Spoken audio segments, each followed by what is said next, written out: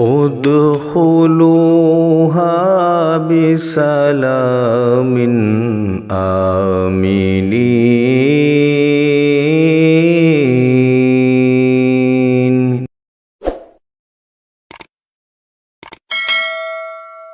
بسم اللہ الرحمن الرحیم۔ غم کا سال، سن 10 نبوی۔ حضور اقدس صلی اللہ تعالی علیہ وسلم شعب ابی طالب سے نکل کر اپنے گھر میں تشریف لائے اور چند ہی روز کفار قریش کے ظلم و ستم سے کچھ امان ملی تھی کہ ابو طالب بیمار ہو گئے اور گھاٹی سے باہر آنے کے 8 مہینے بعد ان کا انتقال ہو گیا۔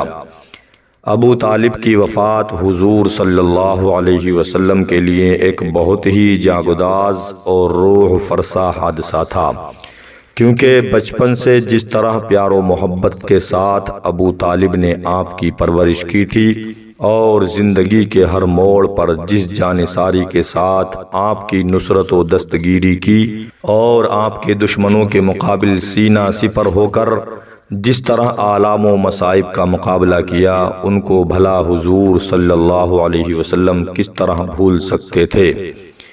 ابو طالب کا خاتمہ، حضرت ابو طالب مرض الموت میں مبتلا ہو گئے تو حضور صلی اللہ علیہ وسلم ان کے پاس تشریف لے گئے اور فرمایا، اے چچا، آپ کلمہ پڑھ لیجئے، یہ وہ کلمہ ہے کہ اس کے سبب سے میں خدا کے دربار میں آپ کی مغفرت کے لیے اصرار کروں گا۔ اس وقت ابو جہل اور عبداللہ بن ابی امیہ ابو طالب کے پاس موجود تھے۔ ان دونوں نے ابو طالب سے کہا کہ اے ابو طالب، کیا آپ عبد المطلب کے دین سے روگردانی کریں گے؟ اور یہ دونوں برابر ابو طالب سے گفتگو کرتے رہے، یہاں تک کہ ابو طالب نے کلمہ نہیں پڑھا، بلکہ ان کی زندگی کا آخری قول یہ رہا کہ میں عبد المطلب کے دین پر ہوں، یہ کہا اور ان کی روح پرواز کر گئی۔ حضور رحمت عالم صلی اللہ تعالی علیہ وسلم کو اس سے بڑا صدمہ پہنچا اور آپ نے فرمایا کہ میں آپ کے لیے اس وقت تک دعا کرتا رہوں گا جب تک اللہ تعالی مجھے منع نہ فرما دے گا۔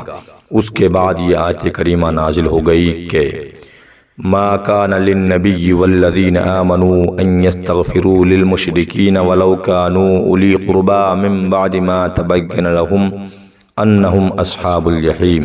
ترجمہ، یعنی نبی اور مومنین کے لیے یہ جائز ہی نہیں ہے کہ وہ مشرکین کے لیے مغفرت کی دعا مانگے، اگرچہ وہ رشتہ دار ہی کیوں نہ ہو، جب انہیں معلوم ہو چکا کہ مشرکین جہنمی ہیں۔ حضرت بی بی خدیجہ رضی اللہ تعالی عنہا کی وفات، حضور اقدس صلی اللہ علیہ وسلم کی قلب مبارک پر ابھی ابو طالب کے انتقال کا زخم تازہ ہی تھا کہ ابو طالب کی وفات کے 3 دن یا 5 دن کے بعد حضرت بی بی خدیجہ رضی اللہ تعالی عنہا بھی دنیا سے رحلت فرما گئیں۔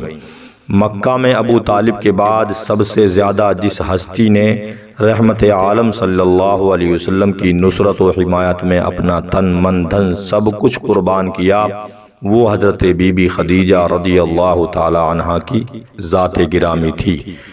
جس وقت دنیا میں کوئی آپ کا مخلص، مشیر اور غمخوار نہیں تھا، حضرت بی بی خدیجہ رضی اللہ تعالی عنہا ہی تھیں کہ ہر پریشانی کے موقع پر پوری جانثاری کے ساتھ آپ کی غمخواری اور دلداری کرتی رہتی تھیں۔ اس لیے ابو طالب اور حضرت بی بی خدیجہ رضی اللہ تعالی عنہا دونوں کی وفات سے آپ کے مددگار اور غمگسار دونوں ہی دنیا سے اٹھ گئے، جس سے آپ کے قلب نازک پر اتنا عظیم صدمہ گزرا کہ آپ نے اس سال کا نام عام الحزن یعنی غم کا سال رکھ دیا۔ حضرت بی بی خدیجہ رضی اللہ تعالی عنہا نے رمضان اعلان نبوت کے 10ویں سال میں وفات پائی۔ بوقت وفات 65 برس کی عمر تھی۔ مقام حجون قبرستان جنت المعلی میں مدفون ہوئیں۔